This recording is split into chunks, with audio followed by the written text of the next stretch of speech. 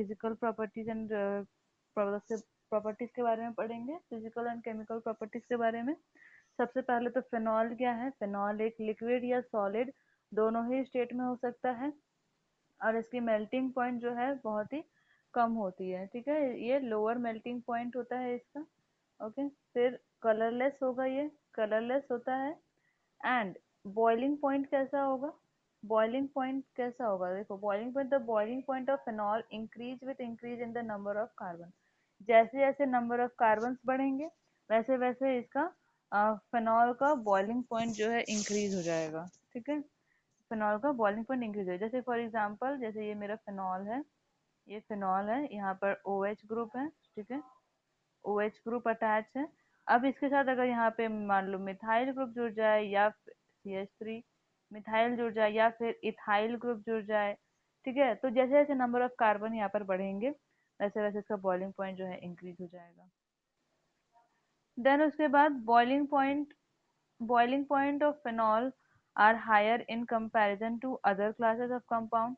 तो अगर हम फिनॉल का देखें और उसके कंपैरिजन में दूसरे कार्बन कंपाउंड का बात करें, जैसे कि फॉर एग्जांपल हाइड्रोकार्बन का बात करें, सिंपल मीथेन, इथेन जिसके साथ कोई फंक्शनल ग्रुप नहीं जुड़ा हुआ है, मीथेन, इथेन, प्रोपेन, ब्यूटेन, या फिर उसका कोई ब्रांच वगैरह हो गया, या फिर ईथर हो गया, ठीक है, या फिर कार्बन कंपाउंड के साथ कोई हेलोजन ग्रुप जुड़ा हुआ है, क्लोरीन, ब्रोमीन, आयोडीन, ये सब मतलब जितने भी ग्रुप्स होंगे, अगर हेलो एरीन है मतलब बेंजीन रिंग बना हुआ है, बेंजीन रिंग के साथ उसके साथ कोई हेलोजन ग्रुप जुड़ा हुआ है, ठीक है, तो उसका बॉइलिंग पॉइंट एंड हम अगर फिनॉल का बॉइलिंग पॉइंट कंपेयर करें तो वो इन सभी से सबसे ज्यादा बॉइलिंग पॉइंट होगा इसका।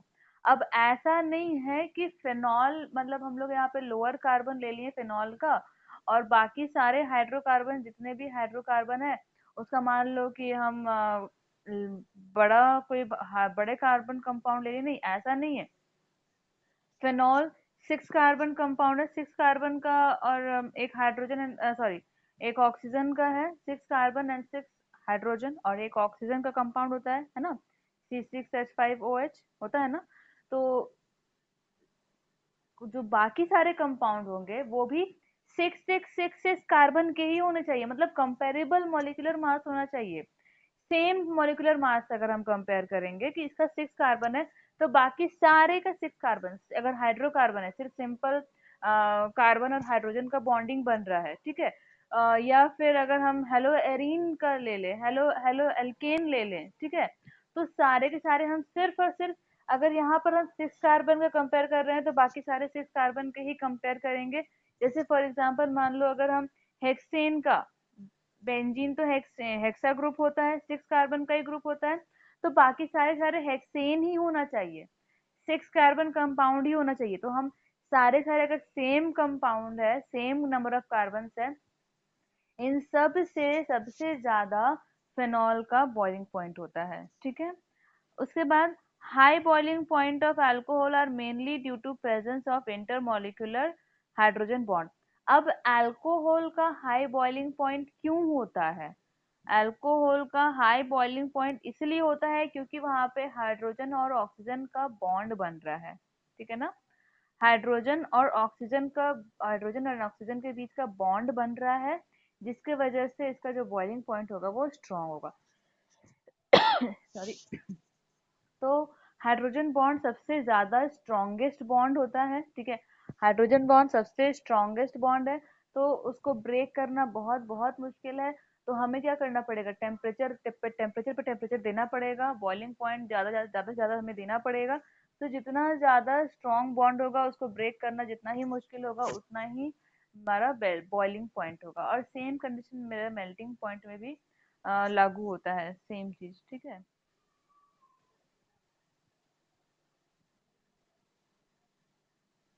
देन हम नेक्स्ट देखेंगे सॉल्युबिलिटी। सॉल्युबिलिटी क्या होता है? सॉल्युबिलिटी से हम, इसके नाम से ही पता चल रहा है, सॉल्युबिलिटी मतलब सॉल्वेंट में डिसॉल्व होने वाला कंपाउंड। तो डिसॉल्व कौन कौन सा होगा? सबसे पहले तो हमें उसको समझना होगा कि सॉल्युबल कौन सा होगा। तो जो ऐसे कंपाउंड जो अपना स्टेट चेंज कर सके, मतलब सॉलिड टू लिक्विड या लिक्विड टू गैस वो चेंज हो सके। एक तो ये इसका फीचर हो गया। और एक क्या हो सकता है, जो बॉन्ड को इजीली ब्रेक कर सके वो इजीली सॉल्यूबल हो सकता है, जो ब्रेक नहीं होगा वो सॉल्यूबल नहीं होगा। ठीक है ना। तो फेनॉल क्या है, फेनॉल आर स्पेरिंगली, बहुत ही मुश्किल से सॉल्युबल होता है ड्यू टू हाइड्रोजन बॉन्ड। अब वाटर में कैसा होता है, हाइड्रोजन बॉन्ड होता है, तो हाइड्रोजन बॉन्ड की वजह से वो थोड़ा सा हाँ स्टेप सॉल्युबल हो सकता है इन वाटर, लेकिन but easily soluble in alcohol and ether. लेकिन वो अल्कोहल और ईथर में बहुत ही इजीली सॉल्युबल हो जाएगा। फिनॉल वाटर में उतना अच्छे से सॉल्युबल नहीं होता, लेकिन अल्कोहल और ईथर में इजीली सॉल्युबल हो जाएगा। Solubility decreases with increase in size, जैसे साइज इंक्रीज करेगा सॉल्युबिलिटी उतना ही कम होता जाएगा। ओके। जैसे जैसे साइज इंक्रीज करेगा, देखो अब साइज इंक्रीज कर रहा है, बढ़ता जा रहा है, तो बॉन्ड ब्रेक, यहाँ पे बॉन्ड का ब्रेकिंग बहुत ज्यादा होने लगेगा, तो वैसे वैसे क्या होगा, डिसॉल्व कम होने लगेगा, सॉल्युबल कम होने लगेगा। Several of the lower molecular mass alcohols are miscible with water in all properties. ठीक है। तो जितने भी लोअर मॉलिक्यूलर मास के अल्कोहल होते हैं वो सारे के सारे वाटर में मिसिबल हो जाते हैं। ठीक है। नेक्स्ट देखेंगे इफेक्ट ऑफ सब्स्टिट्यूएंट। अब उसी का जो सब्स्टिट्यूएंट पार्टिकल होता है, अब यहाँ पे एक बात देखना है, ध्यान देना है, इंटरमॉलिक्यूलर एंड इंट्रामॉलिक्यूलर क्या होता है। ओके। इंटर बहुत बार नाम सुने होंगे, इंटरमॉलिक्यूलर एंड इंट्रामॉलिक्यूलर। तो देखो इंट्रामॉलिक्यूलर जो खुद के साथ बॉन्ड बनाए, ठीक है, एंड इंट्रामॉलिक्यूलर जो दूसरे के साथ बॉन्ड बनाए। जैसे फॉर एग्जांपल अगर हम हैंड शेक कर रहे हैं, हैंड शेक में क्या होता है, हम मैं खुद किसी और पर्सन से हम लोग हैंड शेक करेंगे ना, लेकिन अगर हमें अपना ही हाथ पकड़ के, जैसे कि मान लो कि हैंड जोड़ करके खड़े रहना है, तो हम क्या करते हैं, अपना ही हाथ पकड़ते हैं ना, या अपना ही हैंड टू हैंड सटाते हैं। तो हम लोग जब खुद के साथ अटैच होते हैं तो उसको हम कहते हैं इंट्रामोलिकुलर, एंड जब हम दूसरे के साथ अटैच होते हैं उसको कहते हैं इंटरमोलिकुलर। बहुत ही इजी लैंग्वेज में समझा रहे, समझ, ठीक है, ध्यान समझना। अब यहाँ पर देखो ये जो यहाँ पे बेंजीन दिख रहा है, हमें यहाँ पे क्या दिख रहा है, नाइट्रोफेनॉल है, ये नाइट्रोफेनॉल है। ओके। तो यहाँ देखो इसका ऑक्सीजन, नाइट्रोजन का ऑक्सीजन एंड फिनॉल का हाइड्रोजन आपस में ही बॉन्ड बना रहे हैं, बॉन्डिंग बना रहे हैं, इसको हम कहेंगे इंट्रामोलिकुलर। ओके। तो इसमें क्या होता है, बॉइलिंग पॉइंट बहुत ही कम होता है, जो आपस में ही बॉन्ड बनाते हैं उसका बॉइलिंग पॉइंट बहुत ही कम होगा और वो लेस सॉल्युबल होगा। ठीक है। सॉल्युबल सॉल्युबल होगा ही नहीं वो। ठीक है ना। और जब इंटरमोलिकुलर का बात करा जाए, इंटरमोलिकुलर देखो इसका ऑक्सीजन इसके हाइड्रोजन से एंड इसका हाइड्रोजन इसके ऑक्सीजन से बॉन्ड बना रहा है। यहाँ पे कितने बॉन्ड बन रहे हैं, यहाँ पर देखो दो दो बॉन्ड बन रहे हैं ना। एक तो ये भी मेन रीजन है कि यहाँ पर दो दो बॉन्ड बन रहा है। ठीक है। तो जिसकी वजह से ये तो स्ट्रांग होगा ही, ये बहुत ही स्ट्रांग है। और यहाँ पे क्या दिख रहा है, यहाँ पे सिर्फ एक ही बॉन्ड बन रहा है। और एक और रीजन है, ये जो यहाँ पे इलेक्ट्रॉन प्रोवाइड कर रहा है, यहाँ से जो इलेक्ट्रॉन ये प्रोवाइड कर रहा है जिसके वजह से ये दोनों आपस में अटैच हो रहे हैं, यहाँ सिर्फ एक ही इलेक्ट्रोनेगेटिव ग्रुप है। और यहाँ पे क्या है, यहाँ पे दो दो इलेक्ट्रोनेगेटिव ग्रुप है, मतलब इसको दो दो न्यूक्लियस मिल रहा है जिसकी वजह से ये ज्यादा स्ट्रांगली अटैच्ड है। ठीक है ना।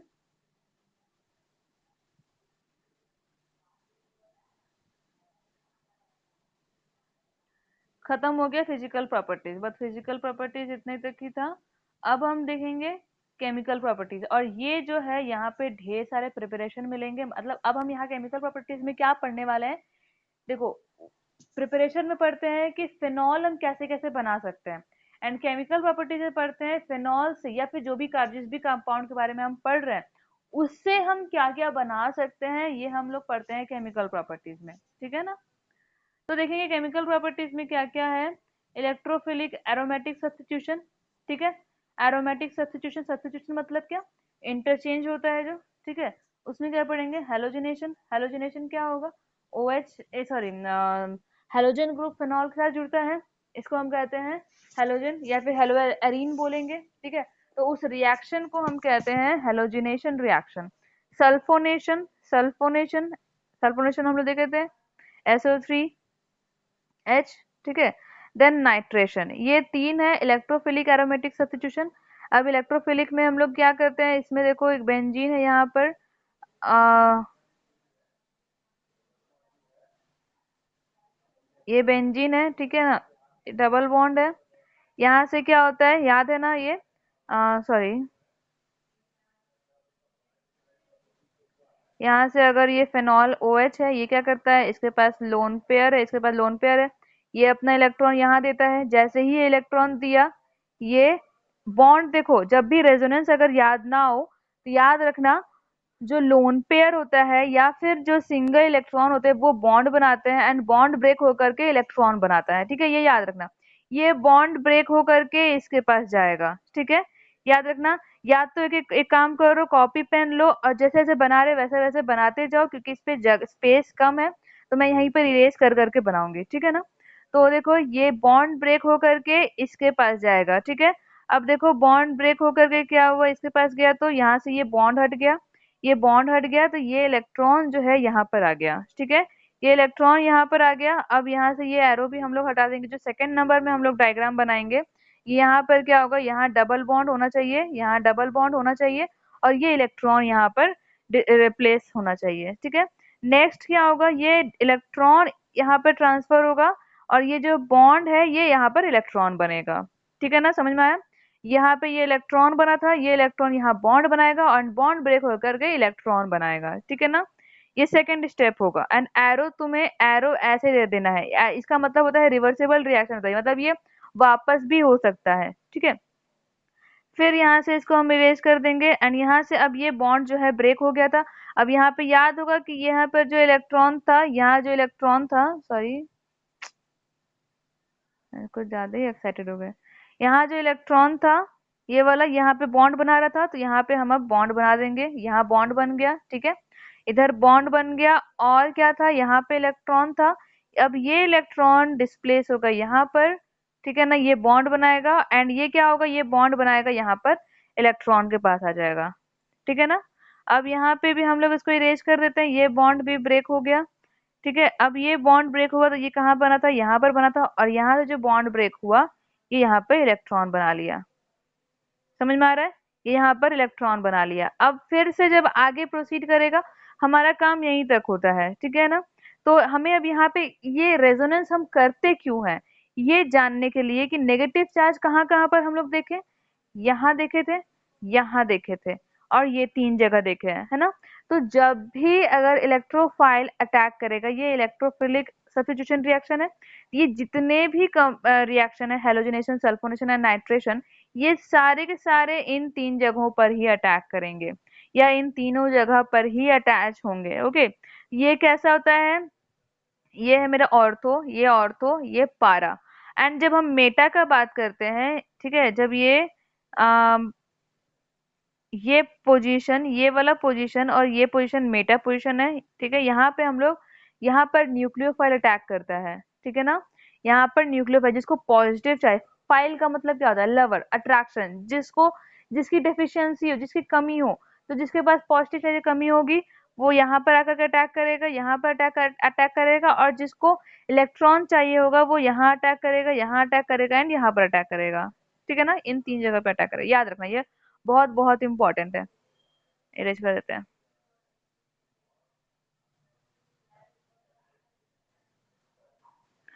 और क्या क्या रिएक्शन हम लोग पढ़ेंगे, Kolbe's reaction, Reimer reaction, okay, reaction with phenol, reaction of phenol with zinc dust, reaction with ammonia, reaction with acid chloride, haloalkane, nitric acid, oxidation, hydrogenation, acidity of phenol, ठीक है। ये सारे ये रिएक्शंस हम लोग पढ़ेंगे फिनॉल में।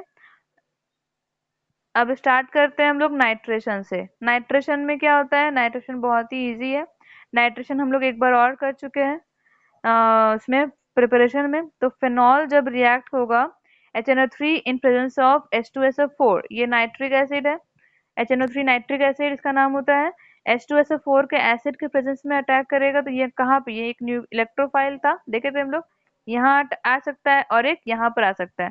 अगर वो इस साइड आएगा तो ये और ये दोनों सेम पोजीशन है, दोनों का एक ही बात होगा, ठीक है, दोनों कोई डिफरेंट नहीं है।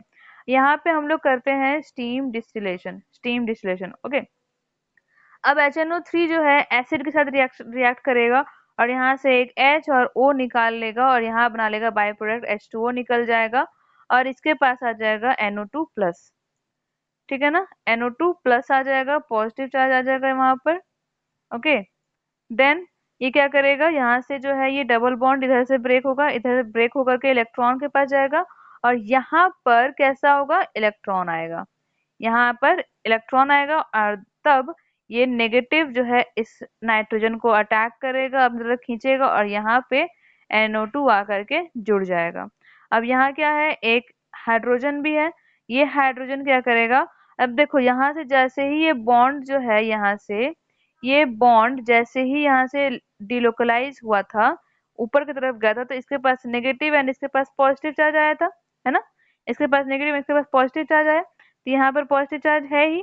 अब यहाँ पे क्या हो रहा है, यहाँ पर NO2 आकर के जुड़ गया है, ठीक है ना, NO2 आकर के जुड़ गया, तो NO2 जुड़ गया, अब यहाँ से क्या होगा, यहाँ से ये जो हाइड्रोजन बॉन्ड ब्रेक होगा, ठीक है, ये हाइड्रोजन बॉन्ड ब्रेक होगा, और यहाँ से ये इलेक्ट्रॉन इसको दे देगा, ठीक है, यहाँ पर हाइड्रोजन जो है अपना इलेक्ट्रॉन यहाँ पर दे दिया, और ये खुद यहाँ पर आकर के ये हाइड्रोजन जुड़ जाएगा यहाँ से, ठीक है ना, ये हाइड्रोजन जो है इधर जुड़ जाएगा।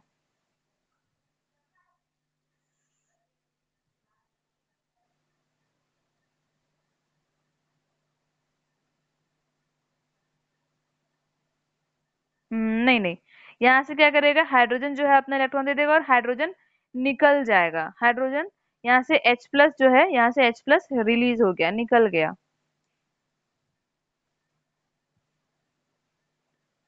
ओके। देन नेक्स्ट देखेंगे,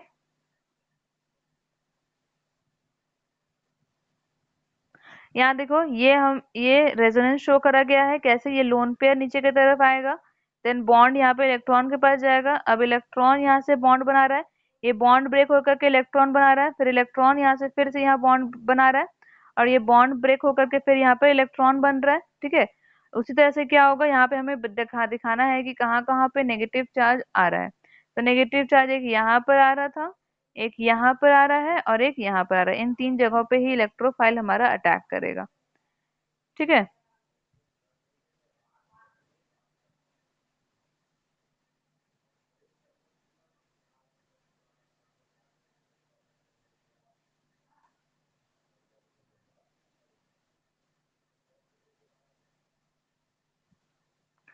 नेक्स्ट देखेंगे, नाइट्रोजन ओवर हो गया, हेलोजनेशन, हेलोजनेशन तो बहुत बहुत इजी है।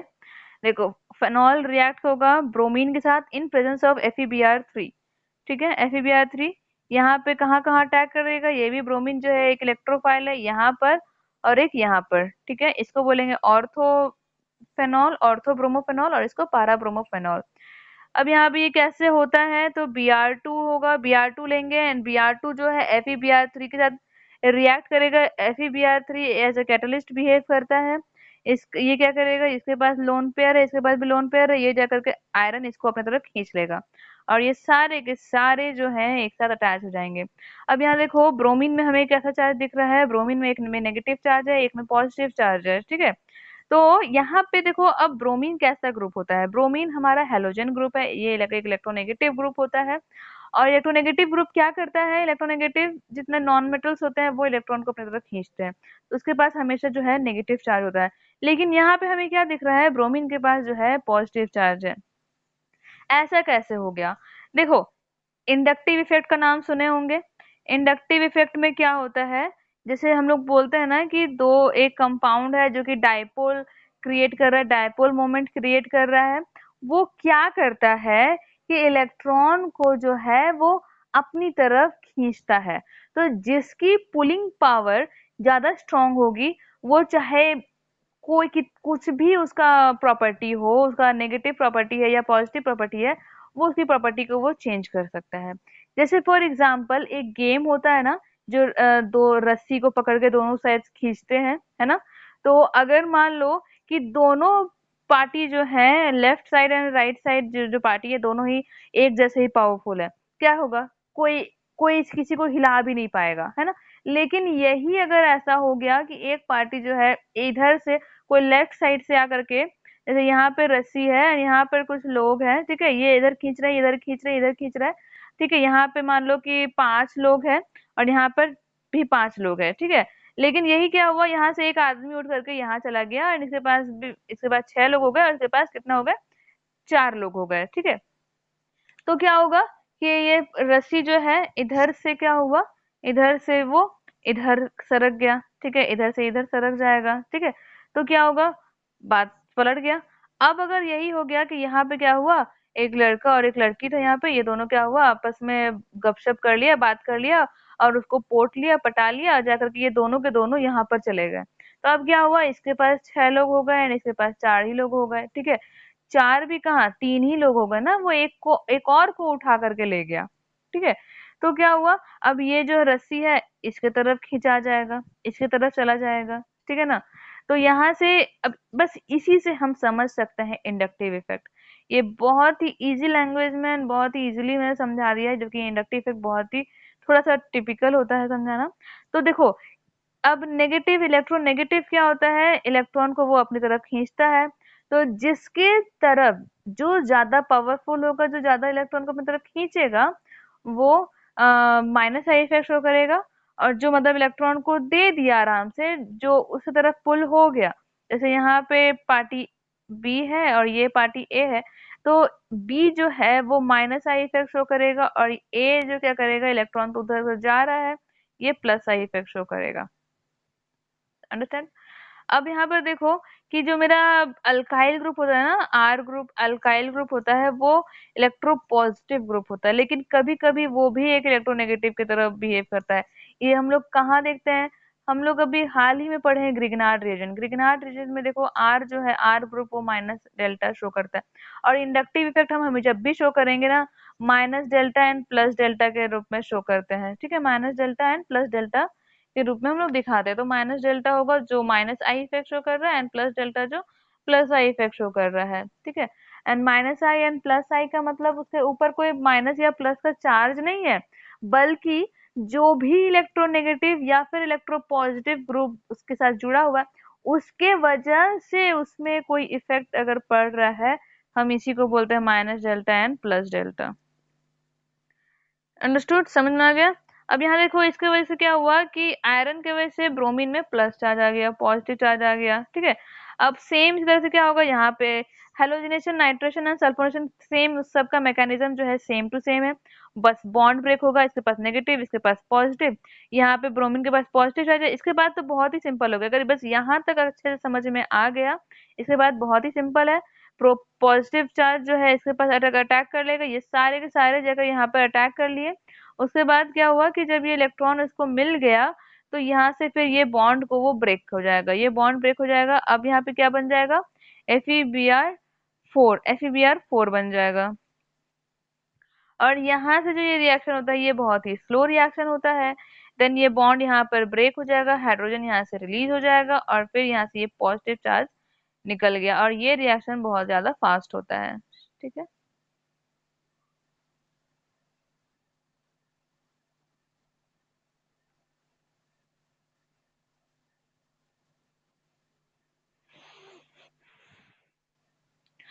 नेक्स्ट देखेंगे, अच्छा एक और चीज, अगर सिंपल हम लोग फेनॉल को 3Br2 के साथ रिएक्शन करवाते हैं, तो हमें मिलता है ये क्या होगा, 1 2 3 4 5 2 4 ट्राइब्रोमोफेनॉल, ठीक है।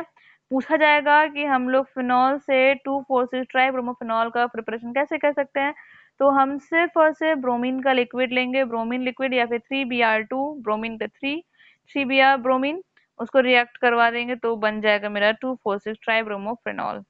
ओके। नेक्स्ट सल्फोनेशन, ये भी बहुत बहुत इजी है। फेनॉल को रिएक्ट करवाएंगे H2SO4 एसिड के साथ, यहाँ अटैच हो जाएगा SO3H और एक यहाँ पर हो जाएगा, ठीक है ना।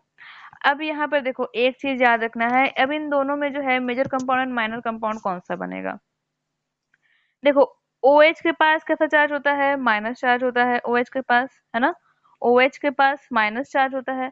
अगर उसमें ऐसा कोई कंपाउंड जुड़ा जो मतलब जो उसके साथ एक और सब्स्टिट्यूएंट पार्टिकल ऐसा करके जुड़ गया जो कि पॉजिटिव चार्ज होगा, ठीक है, जो पॉजिटिव होगा, तो ये पॉजिटिव एंड नेगेटिव जो है आपस में अट्रैक्ट करेगा और इसमें उस कंपाउंड की स्टेबिलिटी ज्यादा होगी, ठीक है, वो कंपाउंड ज्यादा देर तक स्टेबल रह सकता है। लेकिन अगर ये भी नेगेटिव है, ये भी इलेक्ट्रोनेगेटिव एंड ये भी इलेक्ट्रोनेगेटिव होगा, तो ये दोनों आपस में रिपेल करेगा, जिसकी वजह से ये होगा माइनर कंपाउंड। और यहाँ पे जो दूर दूर में है ये भी इलेक्ट्रोनेगेटिव है, ये भी इलेक्ट्रोनेगेटिव, तो ये इससे कंपैरिजन में मेजर कंपाउंड बनेगा, मेजर कंपाउंड बनेगा। ओके, तो माइनर और मेजर समझ में आ गया। अब यहाँ पर क्या है, SO3H जो है ये कैसा कंपाउंड है, ये एक इलेक्ट्रोपॉजिटिव कंपाउंड है, सॉरी, ये एक इलेक्ट्रोनेगेटिव ग्रुप है, तो जिसके वजह से मेरा ये कंपाउंड जो है मेजर कंपाउंड बनेगा, ठीक है।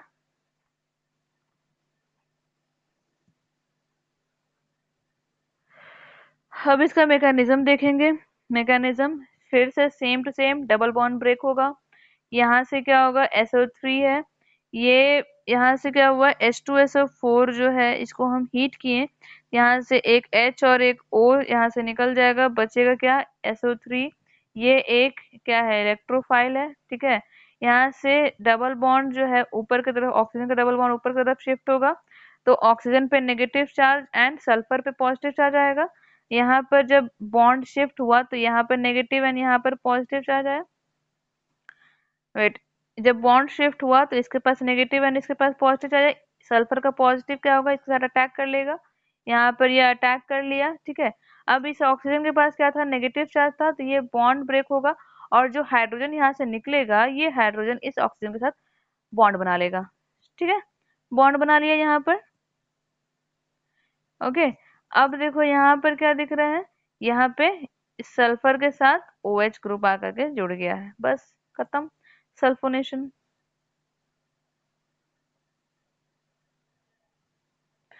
अब हम देखेंगे कॉल्बेज रिएक्शन। कॉल्बेज रिएक्शन बहुत बहुत बहुत इंपॉर्टेंट है, वेरी वेरी वेरी इंपॉर्टेंट। तो कॉल्बेज रिएक्शन और इसमें एक और होता है रिमर-टिमन रिएक्शन, ठीक है। कॉल्बेज रिएक्शन में क्या होता है, फेनॉल फेनॉल जब कार्बन डाइऑक्साइड के साथ रिएक्ट करता है और इन प्रेजेंस ऑफ बेस, ठीक है, इन प्रेजेंस ऑफ बेस मतलब NaOH के साथ, तो बना लेता है सैलिसाइलिक एसिड। सैलिसाइलिक एसिड मतलब क्या होता है, सैलिसाइलिक कंपाउंड कैसा होता है, देखो ये सैलिसाइलिक एसिड है, ठीक है। तो फेनॉल जो है वो रिएक्ट कर रहा है NaOH के साथ, NaOH के साथ, और यहाँ पर क्या हो जाएगा, ये हाइड्रोजन को यहाँ से हटाएगा और OH के साथ वो बॉन्ड बना लेगा, H2O बना लेगा, ठीक है। H2O रिलीज हो जाएगा और इसका Na इस ऑक्सीजन के साथ अटैक करके सोडियम सोडियम फेनॉक्साइड बना लेगा, ठीक है, सोडियम फेनॉल, ठीक है, सोडियम फेनॉल बना लेगा। ठीक है, फिर क्या होगा, कार्बन डाइऑक्साइड है अब मेरे पास, ये कार्बन डाइऑक्साइड के साथ रिएक्ट करेगा, ठीक है, कार्बन डाइऑक्साइड के साथ रिएक्ट होगा, ठीक है।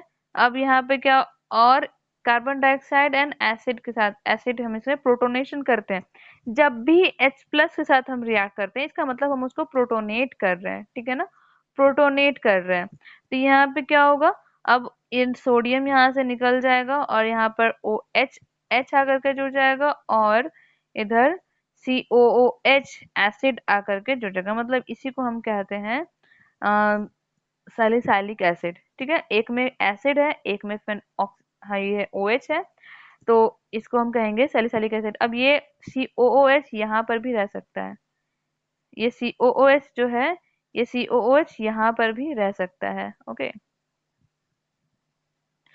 अब देखते हैं मैकेनिज्म, आखिर ये बना कैसे, कैसे हुआ ये। देखो मैकेनिज्म में कैसा होगा, ले लेंगे फेनॉल, NaOH से रिएक्ट करेंगे, यहाँ से हाइड्रोजन निकल जाएगा, O माइनस बन जाएगा, मतलब एक इलेक्ट्रोफाइल बना दिए इसको।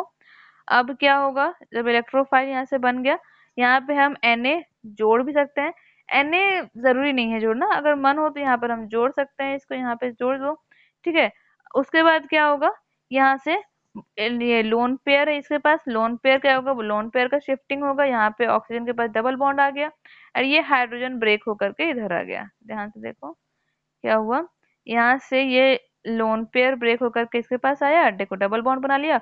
और यहाँ पे ये जो बॉन्ड होगा ये बॉन्ड ब्रेक होकर के इलेक्ट्रॉन आएगा, तो यहाँ पे देखो नेगेटिव चार्ज आ गया, ठीक है ना, यहाँ नेगेटिव चार्ज आ गया, यहाँ पे नेगेटिव चार्ज आ गया। ओके, अब ये कार्बन क्या करेगा, अब हम लोग कार्बन डाइऑक्साइड के साथ रिएक्ट करवाए थे, ये कार्बन डाइऑक्साइड का फॉर्मूला है। यहाँ से ये इलेक्ट्रॉन शिफ्ट करेगा, ऑक्सीजन का इलेक्ट्रॉन ऊपर की तरफ शिफ्ट होगा, माइनस डेल्टा, कार्बन के पास प्लस डेल्टा, ठीक है। किसके वजह से हुआ समझ में आया, ऑक्सीजन की वजह से, minus delta and plus delta. अब यहाँ पे जो नेगेटिव था, यहाँ पे नेगेटिव इससे कार्बन को अटैक करेगा, अट्रैक्ट करेगा अपनी तरफ, और वहां पर जाकर के COO जुड़ जाएगा। नेक्स्ट क्या होगा सोच ही सकते हो, यहाँ हाइड्रोजन अपना बॉन्ड दे देगा बेंजीन को, ठीक है, बेंजीन को दे दिया, और ये हाइड्रोजन आ करके इस ऑक्सीजन के साथ अटैक हो जाएगा। देखो बहुत हौच-पौच हो जा रहा है, ये हाइड्रोजन का बॉन्ड इधर चला जाएगा, उसको दे दिया डबल बॉन्ड, और फिर हाइड्रोजन H प्लस जो है इस ऑक्सीजन के साथ आकर के, इसके पास नेगेटिव था, इस ऑक्सीजन के साथ आकर के जुड़ जाएगा, ठीक है ना। तो देखो ये बना लेगा, ये बना लिया यहाँ से, फिर हम उसको प्रोटोनेट करेंगे तो इस ऑक्सीजन के पास जाकर के एक हाइड्रोजन आकर के जुड़ जाएगा, ठीक है ना। देखो यहाँ पे प्रोटोनेट किए, इस ऑक्सीजन के पास आकर के यहाँ पर जुड़ गया, देखो यहाँ से है ये, इधर से है, ये बॉन्ड दे दिया अपना, हाइड्रोजन अपना बॉन्ड दे दिया बेंजीन को, ये हाइड्रोजन आकर के इसके ऑक्सीजन के पास आ गया। देन फिर हम क्या किए, प्रोटोनेट किए, जब भी H प्लस से रिएक्ट करवाएंगे मतलब उसको प्रोटोनेट कर रहे हैं, उसको प्रोटोन दे रहे हैं, ठीक है, उसको प्रोटोनेट किए। अब ये ऑक्सीजन के पास नेगेटिव और इसके हाइड्रोजन के पास पॉजिटिव आकर के जुड़ गया, बन गया सैलिसाइलिक एसिड। यहाँ तक कोई डाउट समझ में आ गया? नेक्स्ट करते हैं।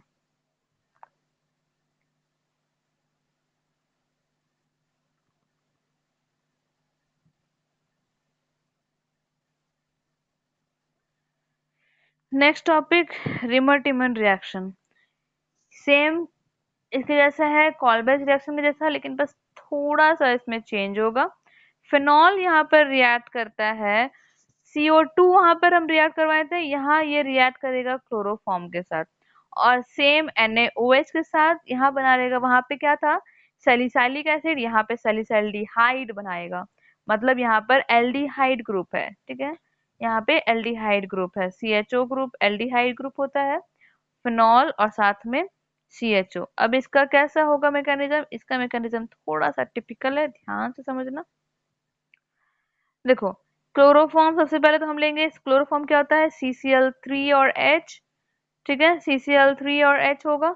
अब यहाँ से क्या होगा, ये OH जो है NaOH का हम क्या करेंगे, सिर्फ हमको OH का जरूरत है हमें, OH इसके H को अटैक करेगा, H प्लस यहाँ से निकल जाएगा, और H जो है अपना इलेक्ट्रॉन दे देगा कार्बन को, ठीक है। जब इलेक्ट्रॉन वो अपना कार्बन को दे दिया तो कार्बन के पास कैसा चार्ज आ गया, कार्बन के पास नेगेटिव चार्ज आ गया, यहाँ से H2O रिलीज हो जाएगा, ठीक है। तो जैसे ही कार्बन के पास नेगेटिव चार्ज आया, यहाँ से क्लोरीन भी अपने आप को यहाँ से निकाल लेगा। तो जब क्लोरीन कार्बन से निकल गया तो पता है यहाँ पे जो है इलेक्ट्रॉन स्टेबल हो गया, ठीक है। कार्बन के पास जब नेगेटिव चार्ज था, ठीक है, हाइड्रोजन को निकलने की वजह से, तो क्लोरीन जो है अपना वहां से निकल गया। तो जब क्लोरीन निकल गया तो कार्बन के पास कैसा चार्ज आएगा, कार्बन का खुद का लोन पेयर होता है ना, कार्बन का खुद का लोन पेयर होता है, तो यहाँ पे क्या होगा, कार्बन के पास दो लोन पेयर आ जाएगा। अब इतना तक हमें बना ये कार्बीन का फॉर्मेशन हम लोग कर लिए। अब क्या होगा, अब हम देखेंगे फेनॉल के पास आएंगे, फेनॉल के पास आएंगे, ये फेनॉल क्या करेगा, NaOH के साथ रिएक्ट करेगा, ठीक है ना। इसके पास क्या होगा, सेम ऑक्सीजन के पास लोन पेयर, इलेक्ट्रॉन शिफ्टिंग, ये बॉन्ड ब्रेक होगा, इसके पास नेगेटिव चार्ज, यहाँ पर आ गया इस फेनॉल के पास नेगेटिव चार्ज।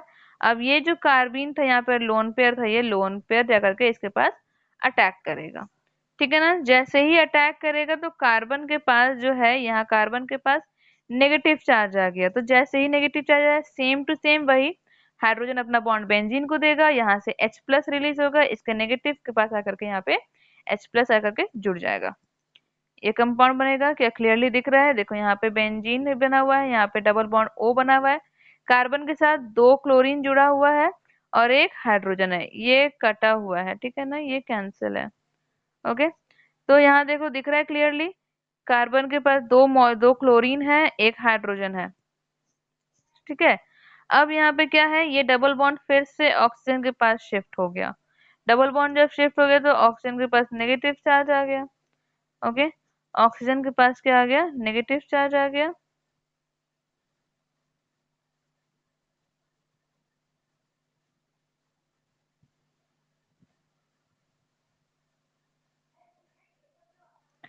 ठीक है, जब ऑक्सीजन के पास नेगेटिव चार्ज आ गया तो क्या होगा, यहाँ से OH माइनस अटैक करेगा एंड ये OH माइनस और इसका H प्लस जो है आपस में मिल करके यहाँ पे बॉन्ड बना लेगा और H2O यहाँ से फिर से रिलीज होगा।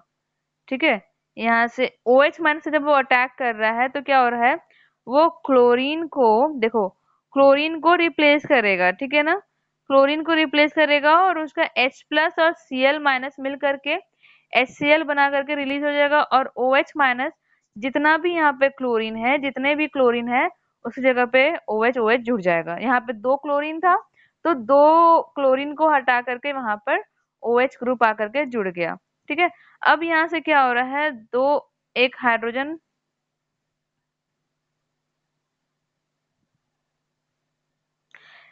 देखो यहाँ से हाइड्रोजन रिलीज कर रहा है और यहाँ से OH रिलीज करेगा। ठीक है, मतलब वाटर यहाँ से रिलीज हो जाएगा। ठीक है ना, वाटर जब रिलीज हो जाएगा तो क्या होगा,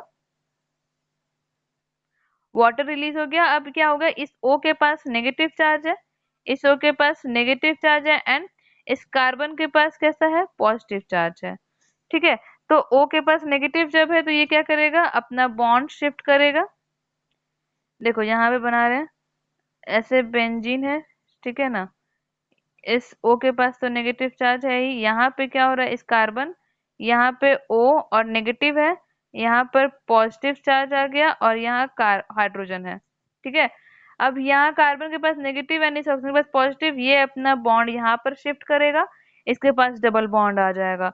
जब कार्बन और ऑक्सीजन के बीच डबल बॉन्ड है, ये कैसा बना लिया ग्रुप, एल्डिहाइड ग्रुप बन गया। कैसा, एल्डिहाइड का फॉर्मूला कैसा होता है, C double bond O and H, बस हमें यही तो बनाना था।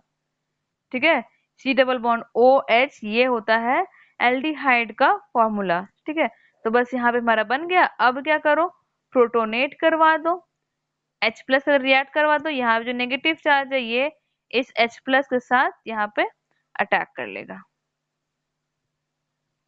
यहाँ पे जो O के पास नेगेटिव था ये इस H प्लस के साथ अटैक कर लेगा, OH मतलब मेरा सैलिसल्डिहाइड कंपाउंड बन गया। ठीक है ना, इसको, ये भी रिएक्शन बहुत ही इंपॉर्टेंट है, जितना हो सके प्रैक्टिस करना है। चलो अब हम लोग नेक्स्ट देखेंगे, बाकी सारे रिएक्शन बहुत ही इजी है, बस ये दो तो था थोड़ा सा ट्रिकी था और लेंदी भी। ठीक है, ध्यान समझना है। रिएक्शन विद जिंक डस्ट, और इसको और कहते हैं, जब भी हम रिएक्शन को करवाते हैं जिंक के साथ, इसको हम लोग रिडक्शन भी कहते हैं। ठीक है, जब phenol, when phenol react with zinc in certain heat, हम लोग कुछ हीट भी देंगे, ये बना लेगा सिंपल बेंजीन और ZnO रिलीज हो जाएगा। ठीक है, ZnO रिलीज हो जाएगा। ओके, नेक्स्ट ऑक्सीडेशन, फेनॉल को ऑक्सीडाइज करवाएंगे, ऑक्सीडेशन, ये Na2Cr2O7, प्रीवियस क्लास में बताए थे हम लोग क्या क्या ऑक्सीडाइजिंग एजेंट होता है, कि HNO3, K2Cr2O7 या Na2Cr2O7, है ना, या फिर KMnO4। ठीक है, ये सारे सारे ऑक्सीडाइजिंग एजेंट यानी स्ट्रॉन्ग ऑक्सीडाइजिंग एजेंट है। ये क्या बना लेगा, क्विनॉन बना लेगा। ठीक है,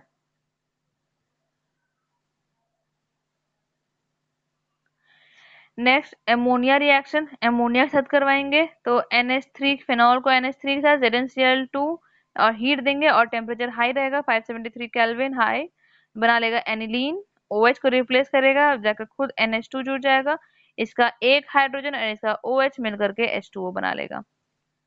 बहुत सिंपल है, याद रखना है बस, सारे सारे रिएक्शन तो बहुत ही सिंपल सिंपल है, याद रखना है सारा।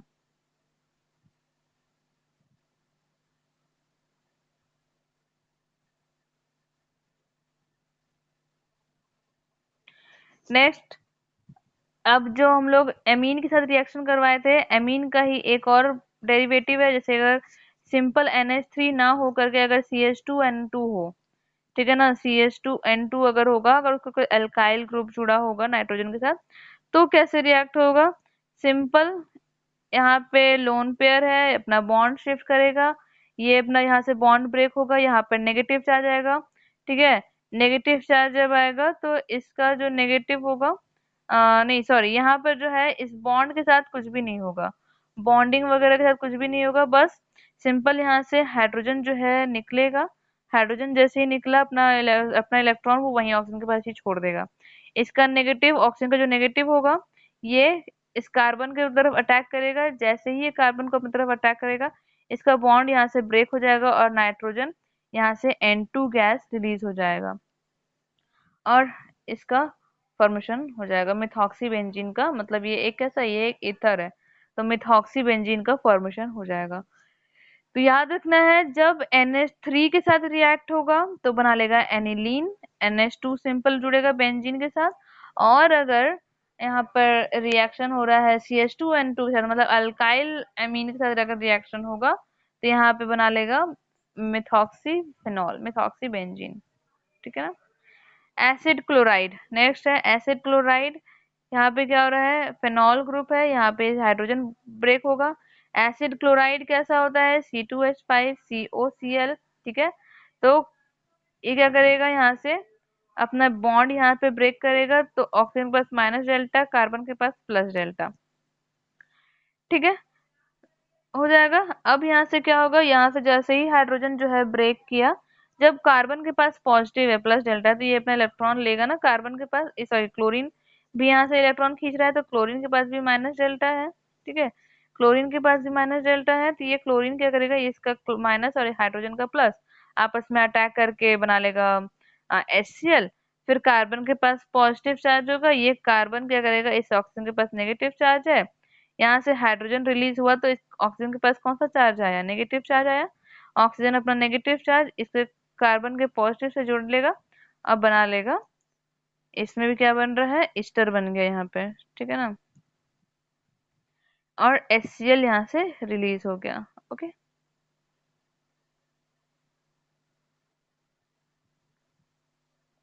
मैकेनिज्म देखते हैं कैसे कैसे मैकेनिज्म हुआ।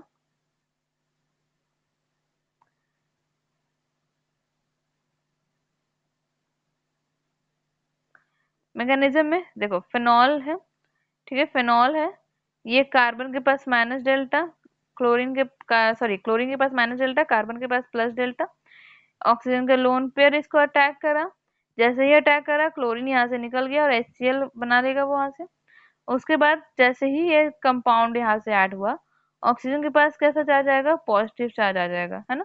ऑक्सीजन के पास पॉजिटिव चार्ज आ जाएगा, यहाँ से ये हाइड्रोजन अपने आप को रिलीज कर लेगा, हाइड्रोजन जो है यहाँ से निकल जाएगा। ठीक है, हाइड्रोजन यहाँ से निकल जाएगा। अब ये क्या बन जाएगा, देखो यहाँ ईस्टर बन गया और यहाँ से H प्लस जो है निकल गया। अब यहाँ से जो क्लोरीन निकला था, ये क्लोरीन और ये H प्लस आपस में जुड़ करके बॉन्ड बना लेगा, HCl यहाँ से निकल गया। सिंपल है बहुत, एसिड क्लोराइड। नेक्स्ट देखेंगे हेलो एल्केन। अब हेलो एल्केन के साथ रिएक्शन होगा तो क्या होगा, फिनॉल रिएक्ट करेगा NaOH के साथ इन प्रेजेंस ऑफ CH3I। क्या होगा, CH3I जो है ये क्या करेगा, आयोडीन को हटाएगा, यहाँ से H को हटा करके खुद से खुद CH3I जुड़ जाएगा, CH3 जुड़ जाएगा और NaINH2O वाटर रिलीज हो जाएगा। मैकेनिज्म देखेंगे कैसा होगा। ये पहले, सबसे पहले तो Na जा करके वहां पर जुड़ेगा। अब Na क्यों जुड़ेगा, क्योंकि हाइड्रोजन और ऑक्सीजन का बॉन्ड जो है वो बहुत ही स्ट्रांग होता है, तो उसी चीज को वो स्टेबल करने के लिए कि हाँ इजीली जो इलेक्ट्रोफाइल अटैक कर ले, वहां पे Na जुड़ जाता है। तो Na का बॉन्ड ब्रेक करना इन कंपैरिजन टू हाइड्रोजन का बॉन्ड ब्रेक करना इजी होता है। ठीक है, और जो CH3 है, अल्काइल ग्रुप है, वो बहुत ही वीक, मतलब वीक कंपाउंड है, वीक होता है, वो खींच नहीं पाएगा। ठीक है ना, वो पुल नहीं कर पाएगा, खींच नहीं पाएगा। इसके वजह से वहां पे Na जब जुड़ गया तो Na को वो इजीली निकाल लेगा, और CH3I है यहाँ पे, ये I और Na आपस में जुड़ गया और CH3 यहाँ इस ऑक्सीजन के साथ जुड़ गया आकर बना लेगा OCH3 और यहाँ पे NaI।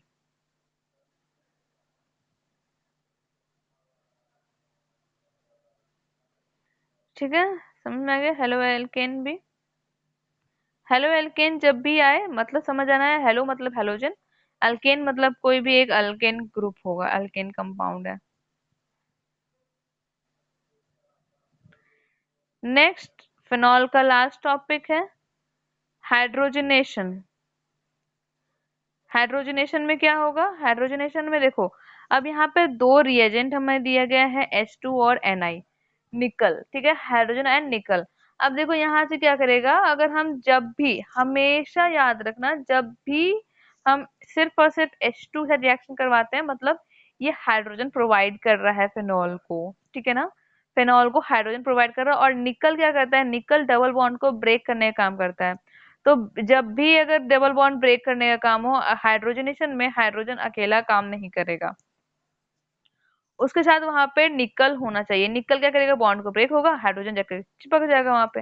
देन फिर निकल वहां पे अटैक करेगा, फिर वहां पे हाइड्रोजन जाकर चिपक जाएगा। तो क्या होगा? जैसे ही अब यहाँ पे देखो, जब भी कोई कंपाउंड जब डबल बॉन्ड में होता है, डबल बॉन्ड में कंपाउंड होता है, तो क्या होता है?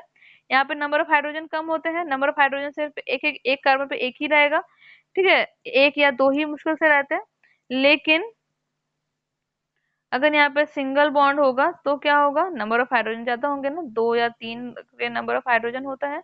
तो उसी तरह से क्या होता है? हाइड्रोजन प्रोवाइड करना, मतलब डबल बॉन्ड को ब्रेक करके यहाँ पे देखो क्या बन गया?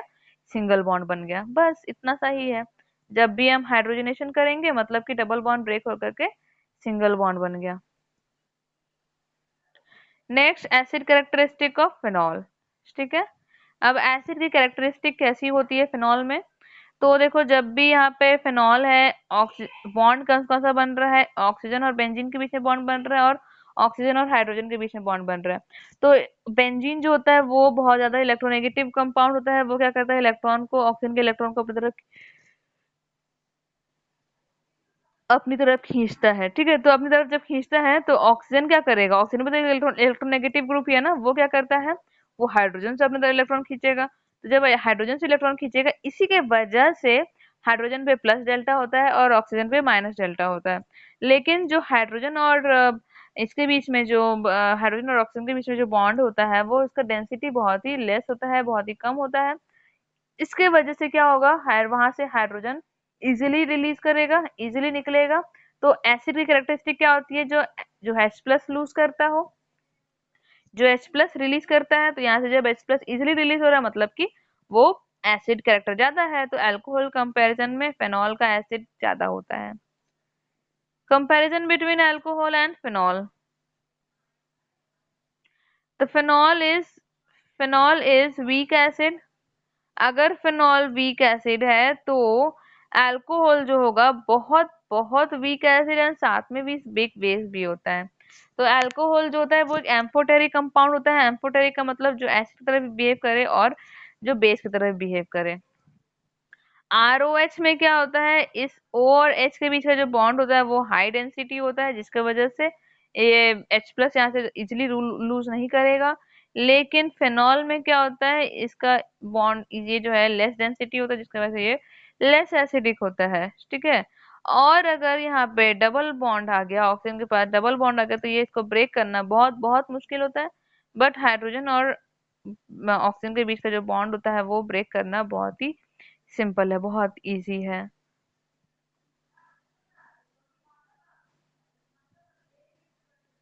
ठीक है ना, समझ में आया?